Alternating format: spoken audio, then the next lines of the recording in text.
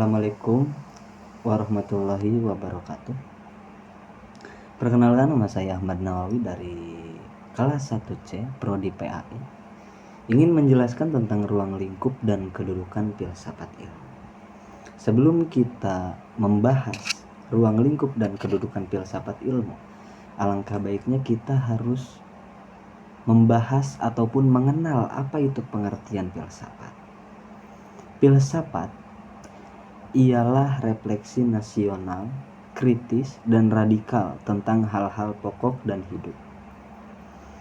Pertama kali kata filsafat diperkenalkan oleh Pythagoras yang berasal dari bahasa Yunani, yang tersusun dari dua kata, yaitu philos dan sophos, yang berartikan cinta dan bijaksana. Oleh karena itu, kata filsafat sering diartikan sebagai kecintaan kepada kebijaksanaan. Menurut Profesor Dr. Ahmad Tafsir, objek yang diteliti oleh filsafat ialah objek yang abstrak. Paradigma yang mendasari penelitiannya ialah paradigma rasional dan metode penelitiannya disebut metode rasional. Beliau mencontohkan pada jeruk dengan pertanyaan, mengapa jeruk itu selalu berbuah jeruk? Nah, jeruk selalu berbuah jeruk karena ada aturan atau hukum yang mengaturnya demikian, yaitu karena adanya gen yang ada dalam bibit jeruk. Hal ini dapat diterima akal atau rasio. Meskipun hukum itu tidak terlihat, teori jeruk selalu berbuah jeruk karena ada hukum yang mengatur demikian, dan ini merupakan teori filsafat, dan kebenaran teori filsafat tidak pernah dapat dibuktikan secara empiris. Dan menurut dalam buku Ilmu Pengetahuan yang dikarang oleh Sonny Kraft, beliau mengatakan bahwa filsafat itu selalu dengan mengajukan kembali pertanyaan klasik baru, seperti apa itu filsafat. Ini sebuah pertanyaan yang tidak mudah dijawab. Apa itu terhadap pertanyaan semacam apa itu sosiologi, apa itu politik, apa itu antropologi, atau dan seterusnya. Selalu saja dengan agak mudah ditemukan jawabannya. Sosiologi adalah ilmu tentang kehidupan bermasyarakat, politik adalah ilmu tentang negara dan kehidupan bernegara, antropologi adalah ilmu tentang manusia dan kebudayaan. Namun, tidak mudah untuk menjawab pertanyaan apa itu filsafat. Secara berkelakar, sering sekali orang-orang yang secara khusus belajar filsafat mengatakan bahwa pertanyaan apa itu filsafat memang sulit dijawab secara singkat. Tetapi kenyataan bahwa kita mengajukan pertanyaan apa itu filsafat, mereka sudah menunjukkan bahwa kita sedang berfilsafat.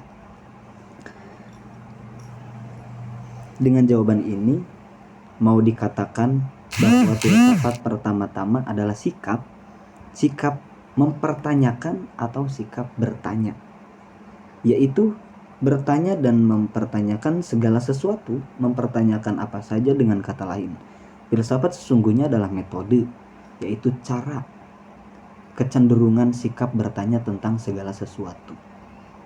Sikap bertanya itu sendiri adalah filsafat. Jadi filsafat itu adalah sebuah pertanyaan atau yang sudah menunjukkan bahwa kita sedang berfilsafat.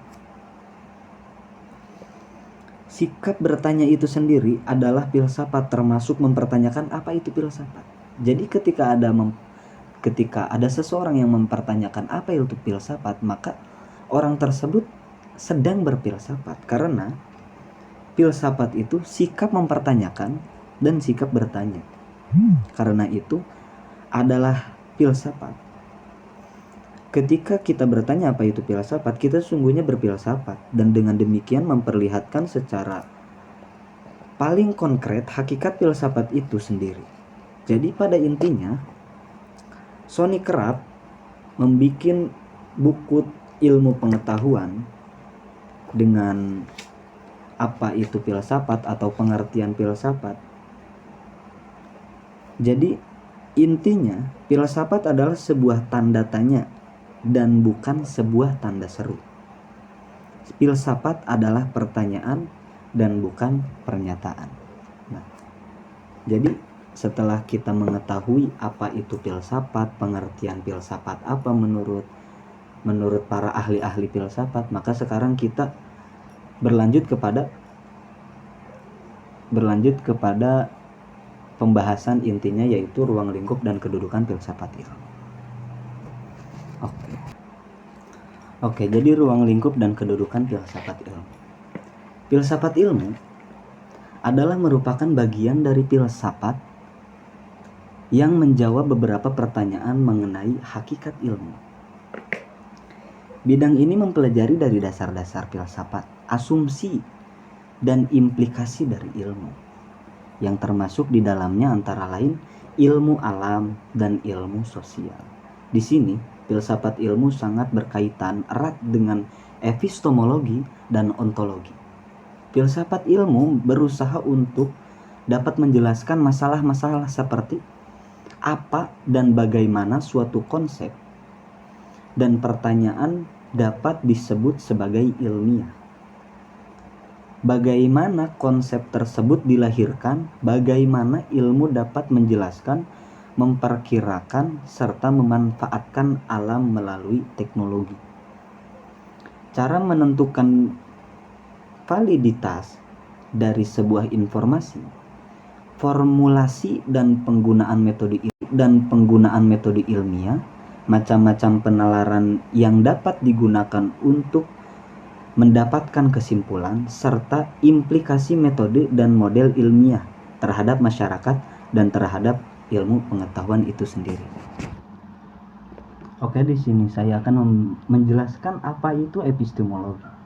Nah, epistemologi yaitu dari bahasa Yunani episteme atau pengetahuan dan logos, kata atau pembicaraan atau ilmu, adalah cabang filsafat yang berkaitan dengan asal, sifat, karakter, dan jenis pengetahuan.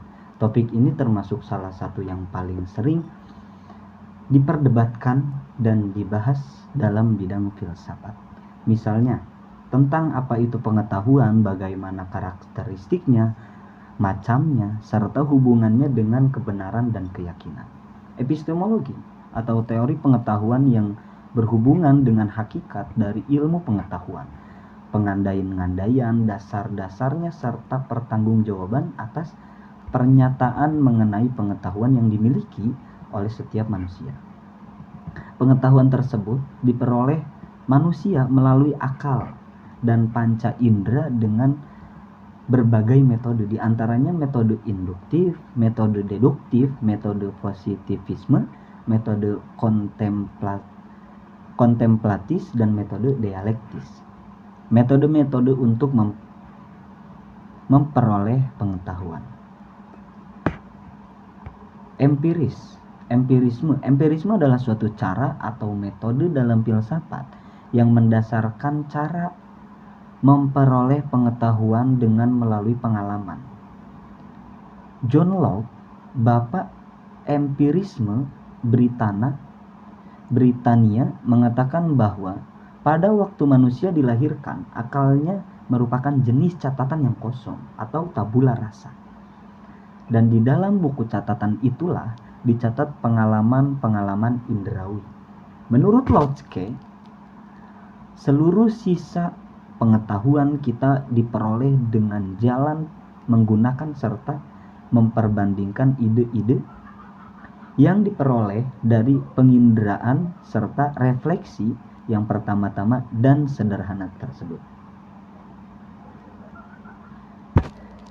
Ia memandang akal sebagai sejenis tempat penampungan yang secara pasif menerima hasil penginderaan tersebut.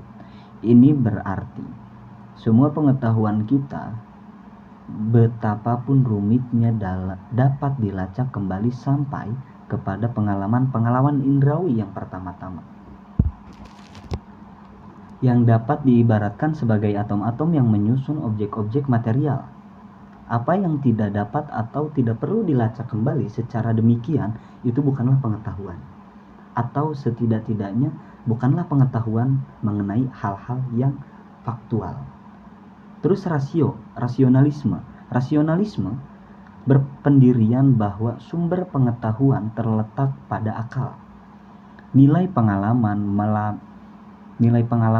bukan karena rasionalisme mengingkari nilai pengalaman, melainkan pengalaman paling-paling dipandang sebagai sejenis perangsang bagi pikiran. Para penganut rasionalisme yakin bahwa kebenaran dan kesesatan terletak di dalam ide kita, dan bukannya di dalam diri barang sesuatu.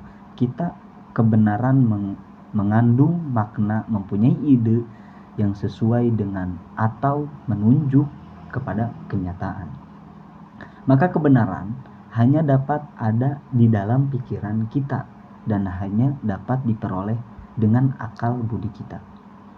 Terus fenomenalisme. Bapak fenomenalisme adalah Immanuel Kant.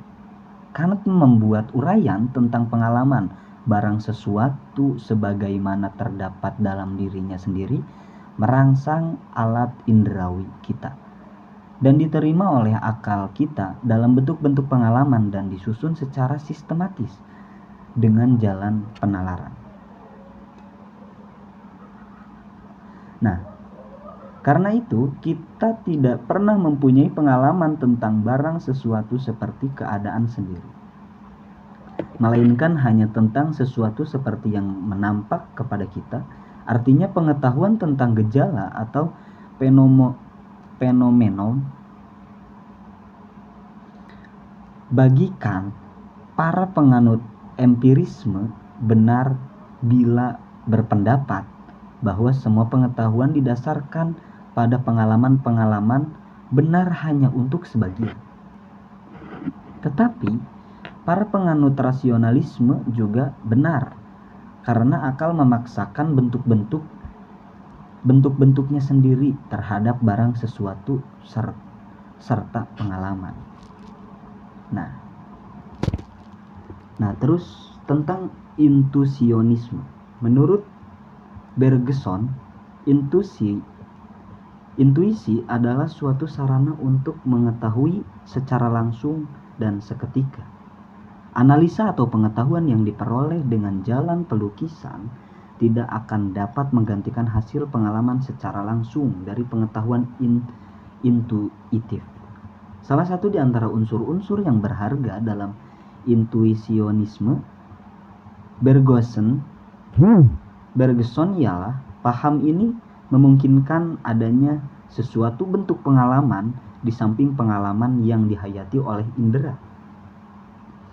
Dengan demikian, data yang dihasilkannya dapat merupakan bahan tambahan bagi pengetahuan di samping pengetahuan yang dihasilkan oleh penginderaan. Kant masih tetap benar dengan mengatakan bahwa pengetahuan didasarkan dalam pengalaman. Tetapi dalam demikian pengalaman pun harus meliputi baik pengalaman indrawi maupun pengalaman intuitif. Hendaknya diingat, intuisionisme tidak mengingati nilai pengalaman indrawi yang biasa dan pengetahuan yang disimpulkan darinya.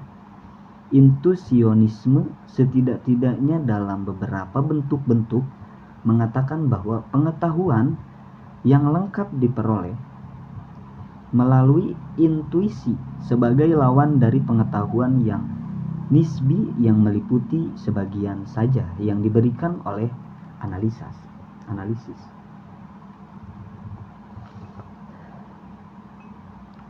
Ada yang berpendirian bahwa apa yang diberikan oleh indera hanyalah apa yang menampak belaka,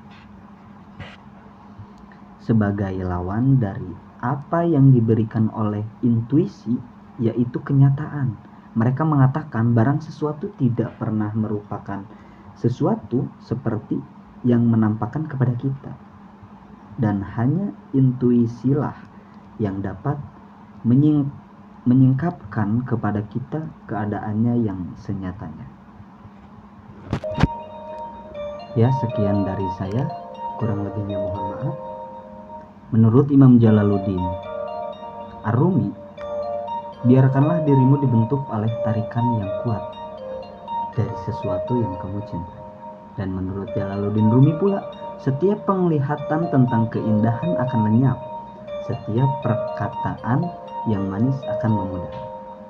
Sekian, wassalamualaikum warahmatullahi wabarakatuh.